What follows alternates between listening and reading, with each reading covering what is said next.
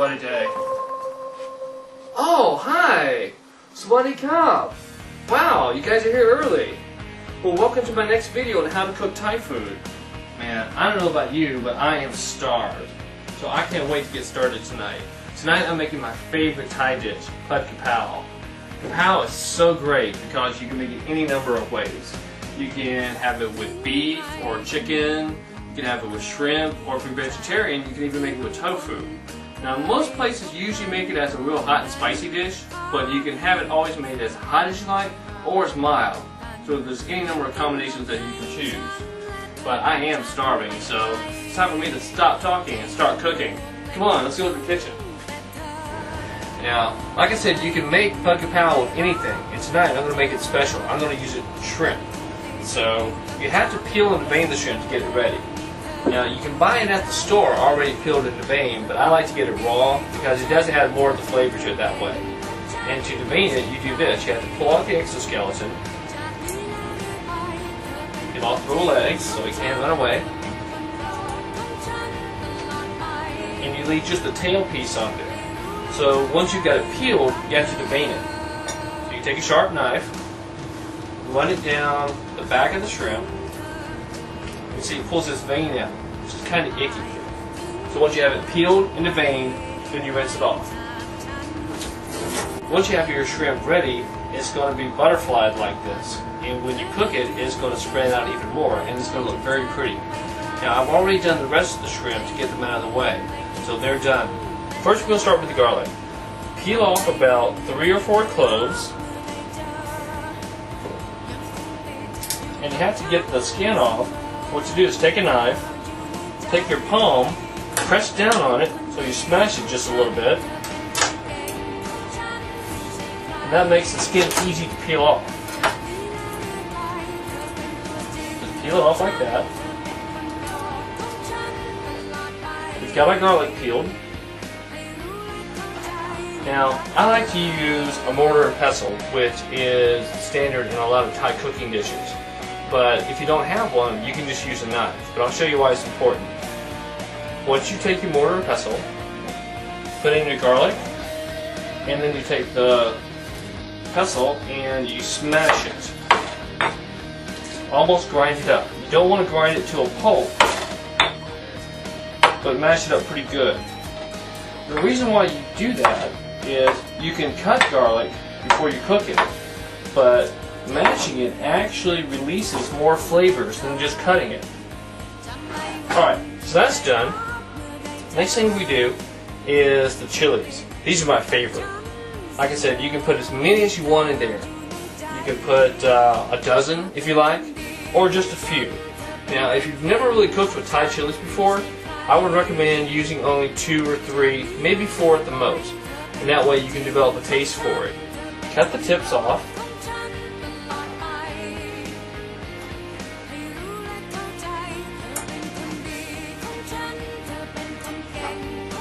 And then I try to just slice them down the center.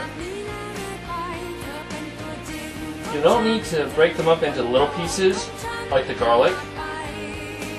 3 or 4 big pieces are going to be more than enough to release the flavor. I'm going to put them in here with the garlic. Of course, we're going to cook those both at the same time. So I'm going to get those out of the way. Okay, the next ingredient is the basil, and this is the most important. I like it because it's my favorite. I love the smell. First thing you do, find a good top plant and trim it off, and then set it aside. And I'll show you what to do with that later. The rest of the leaves, just pick them off, and you can throw away the stem. And then once you pick off all the leaves, set them aside. And this will be one of the items that we add last to the grapao.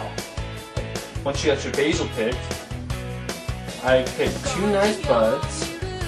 I'll set those aside. And the next ingredient is the onion. I like purple onion for the color, but you don't need that much. So just take a sharp knife, cut off about 2–2.5 rings. Cut the long pieces in half. And next you want to do some green onion. Pull these out. 2 good stalks is enough. Cut off the very tips and get rid of those.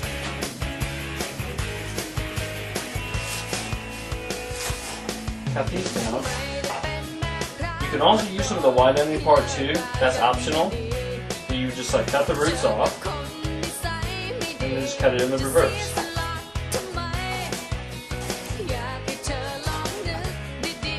Add just a little.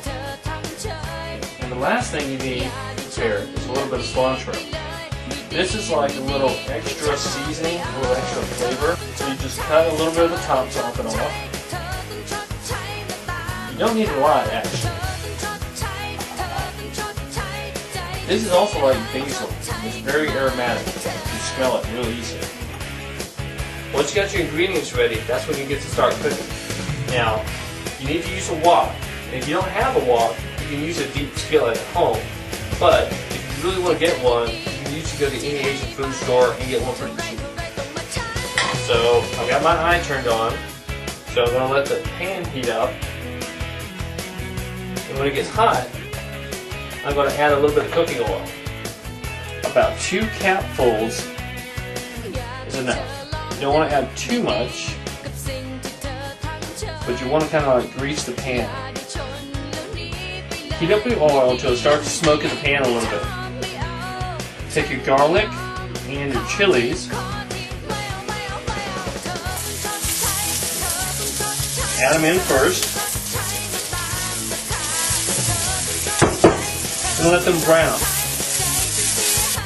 Now beef and chicken takes a little while to cook, but shrimp actually cooks very fast, so this is going to go pretty quickly.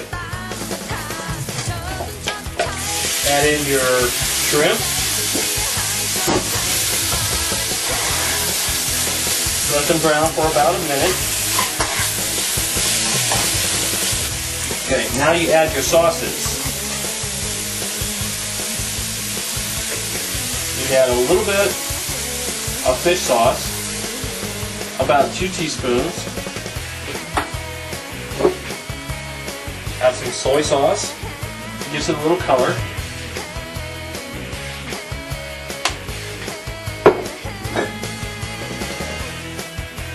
Another type of darker soy sauce that I like.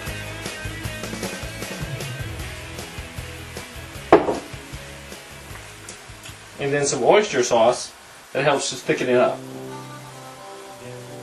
All of this you can do to taste, so if you don't like the taste of one, you can always modify it a little bit, add more or take some out.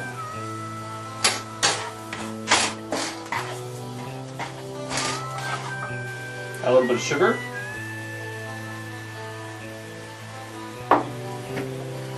And I'm going to add a little bit of white pepper. Just a pinch. Let that saute a little more. So when it's in about a minute, minute and a half, that's when you add your onion, purple onion. Cilantro really needs to go last, because that takes very little time to cook.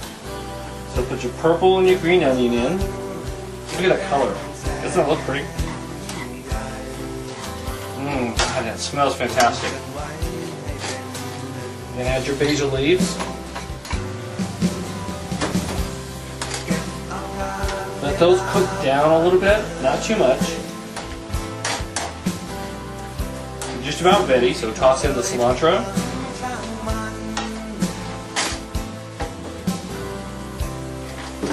Toss it, and it's done.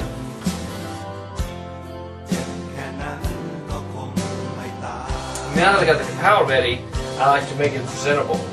So I've already made the rice, and I'm going to show you a little trick. Take a bowl, fill up your bowl about halfway with rice, pat it down to where it's nice and flat in the bowl. Take the plate that you're going to serve on, put it on top, and flip it, take your bowl off, and voila! You have a nice little dome of rice. Once you have the rice ready, just take some of the Grapao and just put some of it on the sides. Just add some of the Grapao around the edge.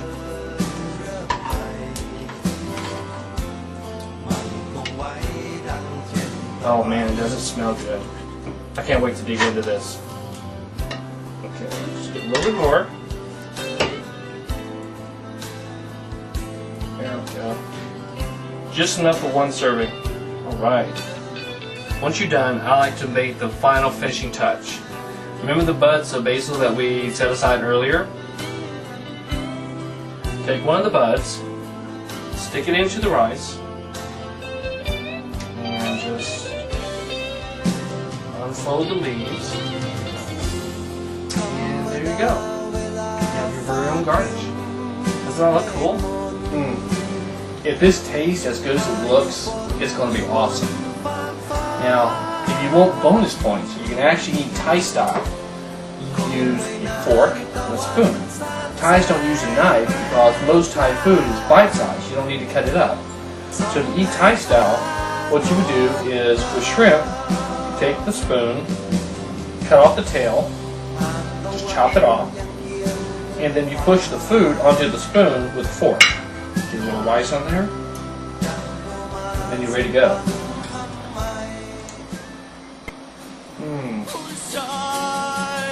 Oh god, it's so good.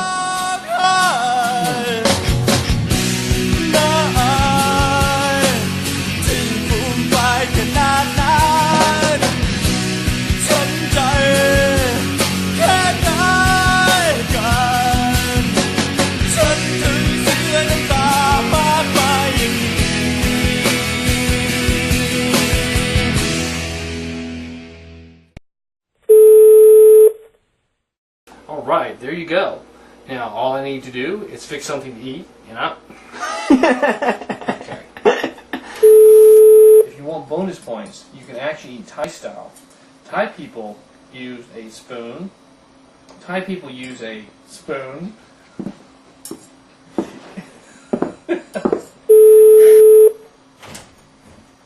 Howdy, partners! Yeehaw!